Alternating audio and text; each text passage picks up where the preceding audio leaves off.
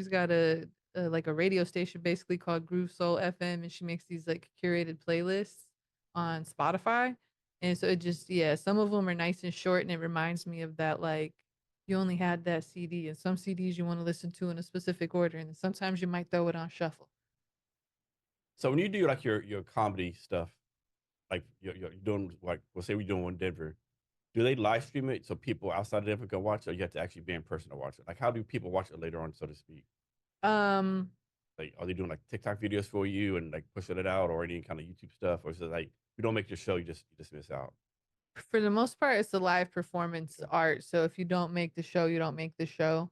Um, when you see jokes online, usually that means that person's already put that joke for like people who are like more famous and stuff and they've got specials.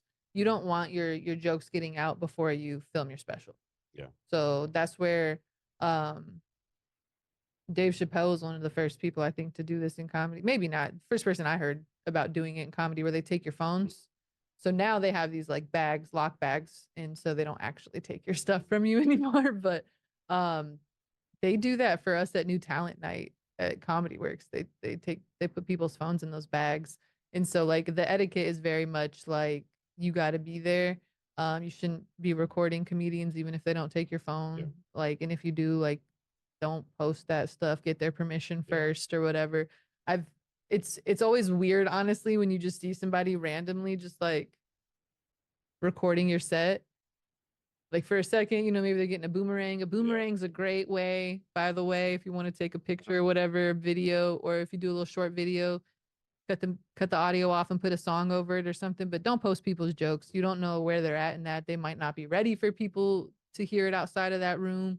Or they might be trying to save it up for that like published special moment. That's why they call it a special because it's special. I don't know why they call it that actually, but So when you writing jokes or you do performance, like how much is it art? How much is like a science? Like how much is it like art? How much ooh. is it like technical? How much is it like more creative? That's interesting. I'm trying to get like a ratio in my head. I don't know. I want to say it's kind of 50-50 maybe.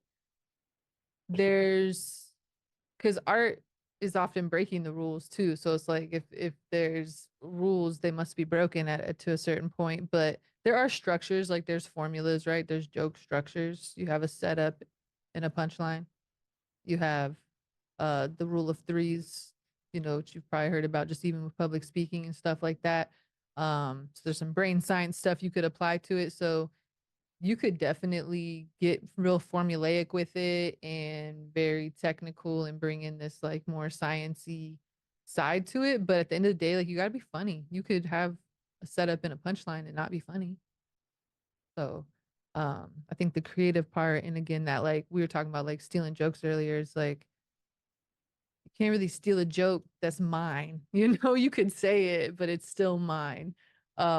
Because I've put enough of me into it. And I think that's like any art, like people can imitate. And sure, people can do replicas. And that's a whole Yeah, thing. like the But good example that remember the comedian Bernie Mac, the black comedian, he like died a few years ago. He had a set what's on up? Def Comedy Jam where he came out and he said like, I ain't scared of you motherfuckers. Like 5 times. But like everyone knew that was him, right? So if someone else did that, they would know, dude, that's Bernie Mac's thing, right? What are you Yeah, doing right? exactly. So that's like you could say those words again. Um, and there's like, you take inspiration from stuff. And so I think the big thing there is like cite your sources, right? Because sometimes it just happens. Uh, you might say a little tag here or there, like this even the internet and the way memes work and stuff like that. Like your everyday person is like doing a Cat Williams line, or I'm trying to think of an example right now and I can't, but you hear it sometimes, and so it doesn't have to be this like, oh, you're taking, but it's like, yeah, we all know where that came from, so you might as well acknowledge it. So back to public speaking real fast. Any tips for people who are like having a problem with public speaking? Like besides this to get up there and do it? Just get up there, just fuck your nervous system, just go do it. No, just some like quick tips, things to that's what it is, right? You're having like it's a chemical reaction, you're getting nervous, your nervous system is now activated in a way, adrenaline up, cortisol up, these things not making the best decisions, etc. So you can Google a billion different ways to like calm your nerves. I like breathing techniques, breathing in for 4 seconds, holding it for 4 seconds, letting it out for 4 seconds, and just doing that until you feel your heartbeat calm down a little bit.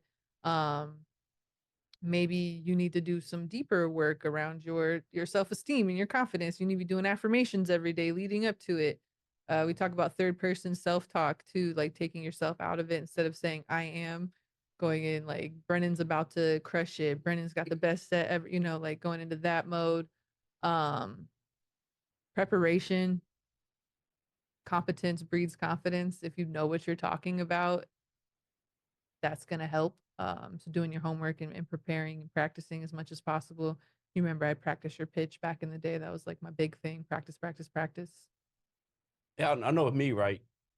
I'm kind of different. I'm kind of weird. Like when I get the more nervous I am before I go and speak with people, the better I do. Hmm. Like if every time I'm like, I got this, I'm not nervous, I always fucking bomb it. Another thing too, like I rehearse and practice, but I can't do it in front of anyone else, right? I can't do it right. I shut down my body. I have so much anxiety. Even like I did it in front of you a couple of times because I know Hmm. you a little bit. So I was more nervous practicing in front of you versus the crowd, right? Yeah. So I for me, I just like